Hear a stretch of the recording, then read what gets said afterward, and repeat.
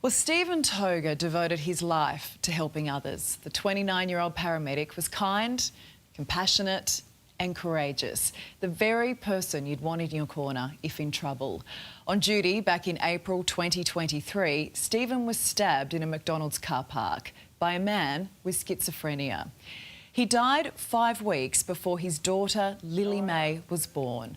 Since that day, his family's been fighting to keep those who work on the front line safe. But it's been far from easy, and Steven's dad, Jeff, joins me. Jeff, if I'm a paramedic caught out on a job tonight, am I safer than the night Steven was killed? I wouldn't think so. As far as I'm aware, nothing's happening. We were told that this would be a catalyst for change. I haven't seen any change. So. Fair to say you're feeling let down? Oh, not let down, disappointed. We're not broken, we're just damaged, so we can go from here, and I can spend my time pestering politicians now if I need to. Yeah, you talk about pestering politicians. Are they listening to you? Some are giving us lots of support. The only one that's really a bit of a speed hump is Mr Daly. He's the Attorney General. He's knocked back my plans for a mandatory 12-month jail term, but I try and explain to everybody that that's my ambit claim. That's where we start to negotiate. He says, no, we can't do that. Let's get together and find out what we can do, and we can call it Steven's Law. When we talk about Steven's Law, what are you talking about exactly? What do you want? Okay, so part one is body-worn cameras to capture the evidence. Part two is stab vests, which kind of goes without saying. I'm asking for a mandatory 12-month jail term for assault of frontline worker. Now, it can be served as a suspended sentence, provided the perpetrator attends anger management courses, drug addiction issues and their mental health. And why has that been knocked back? I don't know. Nobody's got back to me about any of it. Okay. We reached out to the Attorney General to ask about this, and they said, look, the biggest issue is that each case is unique and that our judges need the freedom to make decisions, and mandatory sentences can make that really difficult. Yeah, I agree with that. I do. I'm not against any of that.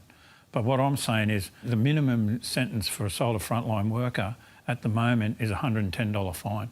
So that's the price you put on a worker's safety and a worker's well-being. And for the politicians to just brush it off, it's something for the magistrates. Well, there's a bit more to it than that. And the issue is, at the time, everybody came out, every politician made so much noise about that this wasn't going to happen again, actions aren't matching that. Exactly. I need something to call Steven's Law. Why do you need it? Well, for a start, to keep Steven's name going. So that's part of it. That's his legacy. Yeah. So many people. So I talk about the ripples, you know. You drop a pebble in a pond, you don't know who's touched by those ripples. People come to me 3 years down the track saying, I work with your son, he was a great person. Or your son came back after he'd finished his shift at the hospital to make sure I'd recovered from a major operation, and your son was a godsend. I get that all the time. That must make you so proud. Oh, very proud, you know. Yeah. And that's what is at the heart of this, isn't it? 100%. I've spoken to 1,000 paramedics, and every one of them's got an assault story. Now, what can we do to fix it?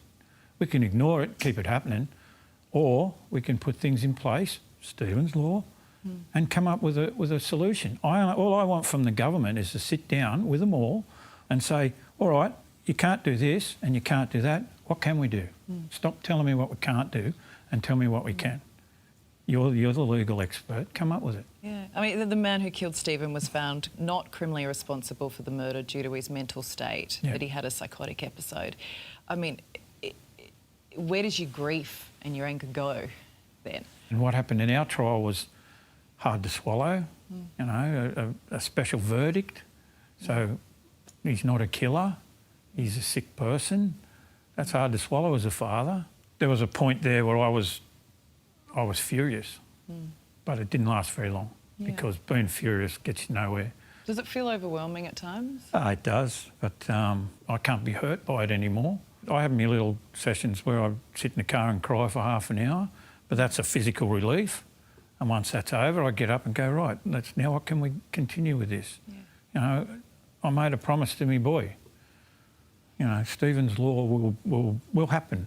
Any thought that our politicians might have that you might go quiet or go away is not going to happen, right? You've retired. Yeah. I've just retired, mate. I've just retired. You and Jill, this is like you're a dog with a bone until this happens. What have we got to lose?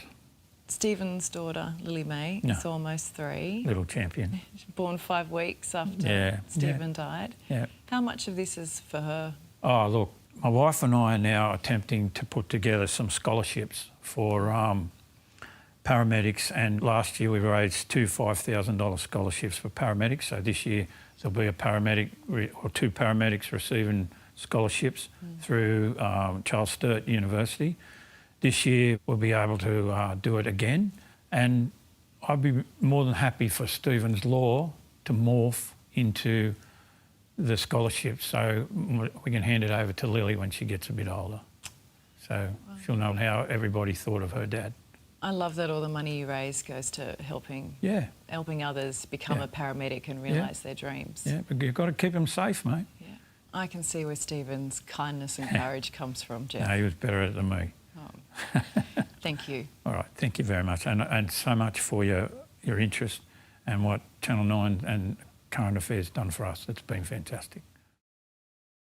What a good man he is, huh? And the New South Wales Attorney General assures us the government is looking at extra protections for paramedics and frontline workers.